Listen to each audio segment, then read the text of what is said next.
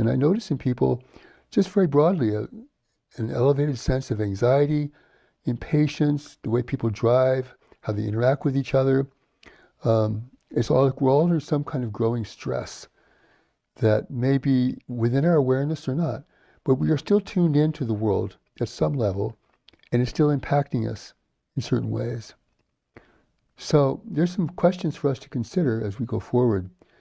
And one is, how do I find strength in a changing world? The world is changing now. In fact, it's changing in an accelerated manner beyond what we are accustomed to. And then there's a lot of disruption that's going on both within our physical environment, but also in the mental environment, which is a very important environment that I spend a lot of time focusing on, because it really affects how we think and how we feel in ways that we often don't understand. So how do we find strength in a changing world? Because it can certainly make us weaker. It can certainly create harm for us in the future. It can diminish our resources and our opportunities. So where do we find this strength? And also, how do I find my own purpose for being in the world?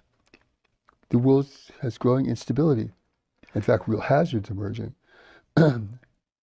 What does that have to do with who I am and why I'm in the world? I'm not just here to survive and try to avoid calamity and have good things. And there's some other dimension to our being here that's deeper, more spiritually oriented perhaps, that has a lot to do with our innate feelings, the things we find to be most important, and some kind of underlying sense of direction that we easily lose track of, but which is there nonetheless. And then the other is, how do we remain stable and guided within ourselves to go through the kinds of change that we're seeing around us and will see increasingly? So these are three really fundamental questions, because how do I stay grounded in a crashing world? The world is slowly crashing. That's an extreme word, but in some ways it is crashing. It's changing. So how do I stay grounded within myself? Where's my center of being? Where's my foundation?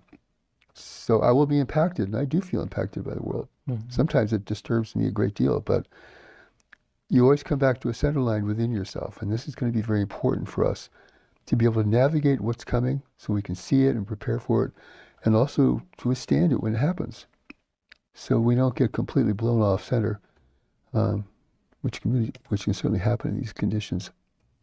But we are living at a time of momentous change. In fact, we may be living at a time of a great turning point for humanity.